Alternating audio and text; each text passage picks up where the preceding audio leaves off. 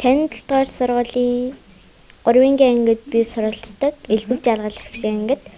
Тэгээд намайг эн шүрэнцэг гэдэг.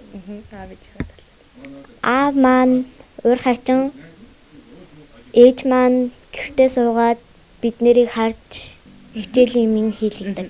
Өглөө босоод гар нүрээ угаагаад ариутгатал шууд өглөөнийхөө цаг уугаал тэгэл шууд 10-аас давталт хичээлүүдээ сайн харж агаад өөр муу дэвтэр дээр дандаа хийдэг. Телевиз хичээл нь хэр ойлгомжтой вэ? Ойлгомжтой гэхээс айгүй гоё хөгжилтэй. Хөгжилтэй даалгавар өгдөг. Гоё амархан хөгжилтэй тийм гоё даалгавар өгдөг. Хамгийн дуртай хичээл дөрслөг орлого. Яагаад дуртай? Ягаад гэвэл гоё ингээд би өнгийн цасаар юм нуулах дуртай. Дандаа ингээд шинжлэх ухаан дэрийн телевизээр дандаа тийм үздэг. Тийм болохоор гоё дуртай. Би өмнө нь бүжгэнд явж исэн, Монгол бүжиг. Тэгээд бас дамд явж исэн.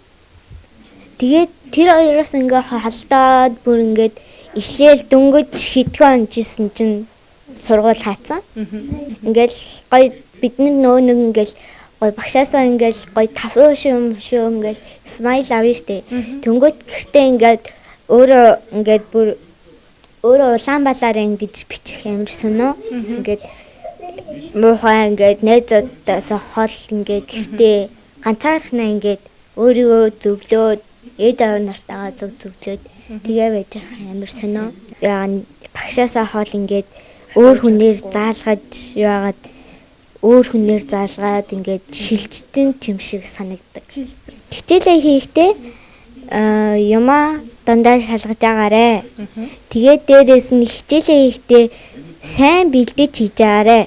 Тэрийг сайн хийхгүй болвол заримдаа алдах жишээ нь байд юм билээ.